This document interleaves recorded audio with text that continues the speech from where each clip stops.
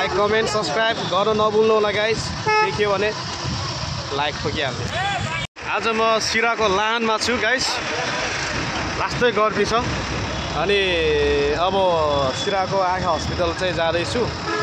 त्यहाँ चाहिँ हाम्रो एकजना आमाको आँखाको अपरेसन गरेको थियो अनि त्यो ठाउँ चाहिँ राम्रो छ भन्ने कुरो सुनेको थिएँ। त्यहाँ जाँदैछु। सो त्यहाँ आमालाई पनि म देखाउने छु।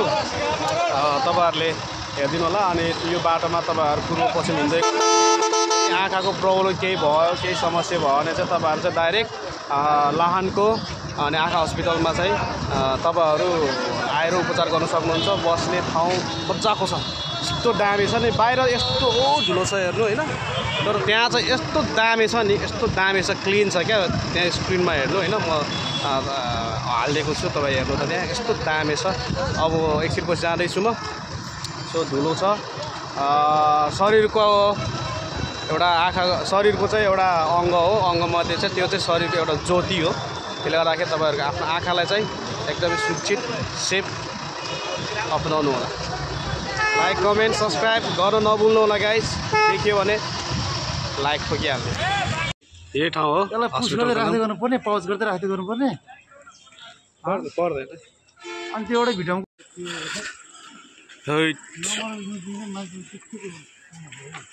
यो ठाउँ चाहिँ कुन ठाउँ जस्तो लाग्छ तपाईँहरूलाई? ल हेर्नु है, यसो हेरेर चाहिँ भनिदिनु ल। ल युरोपको कुन ठाउँ जस्तो लाग्छ तपाईँहरूलाई? नरिवलको बोटहरू छ। अब यो भित्र हामी छिर्दै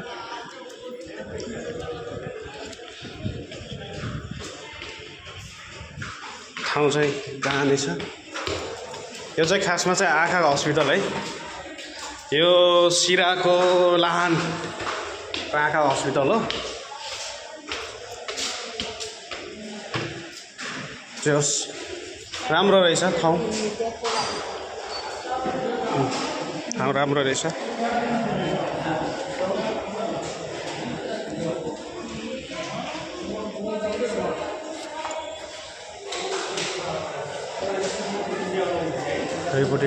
रिपोर्टको लागि ठाउँ राम्रो रहेछ।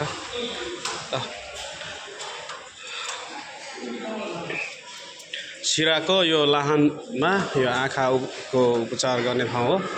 जस राम्रो सफा क्लिन ठाउँ रहेछ है। अनि त्यसले गर्दाखेरि यदि कोही तपाईँहरू यो बाटो यो रुटमा पर्दैछ, तपाईँहरूको आँखा समस्या छ भने तपाईँहरू यो ठाउँमा आउनु सक्नुहुन्छ। लोकेसन पनि म बाहिर हालिदिने छु। अनि ठाउँ पनि राम्रो रहेछ, सफा छ। अनि त्यसैले गर्दाखेरि म पनि एकजना साथी हुनुहुन्थ्यो, साथीको मम्मीको आँखा अपरेसन गरेको थियो। त्यो अपरेसन गरेको आज लगभग 8-9 दिन भयो। अनि 9 दिन पछिको रिजल्ट के छ भन्ने कुरा चाहिँ हामीले त्यो हेर्न लागेको। ठाउँ राम्रो रहेछ, तपाईँहरू आउनु होला यो ठाउँमा पनि। अनि यो भिडियो हेरेर मेरो च्यानललाई पनि सब्सक्राइब गरिदिनु होला। यो सब एउटासम्म छ, ठाउँ ठुलो पनि छ है।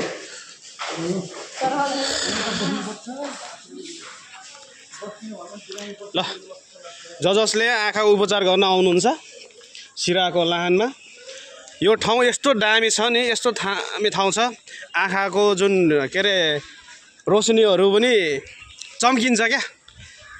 अनि यो ठाउँ हेर्नु होइन, सब नरिवलको बोटहरू छ, रुखहरू छ, हरियाली छ है।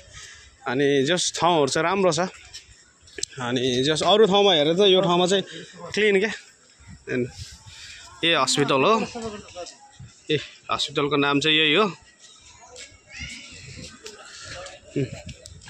बाटो मलाई लाग्छ युरोपतिर छु जस्तो लाग्यो क्या भित्र छिर्दाखेरि चाहिँ है। यो नरिवलको बोटहरू चक्क बारहरू राखेको छ। यता बच्चाहरू पनि खेल्ने ठाउँ, डस्टबिनको व्यवस्था। ए डस्टबिनको व्यवस्था राम्रो व्यवस्था गरेको छ जस। अनि अघि नैको के थियो अरे दाइ, त्यो देखाइदिनु पऱ्यो। अघि नै के लेखाएको थियो अरे त्यहाँ?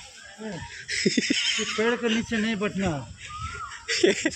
नरियल खसेगा क्या क्या हो?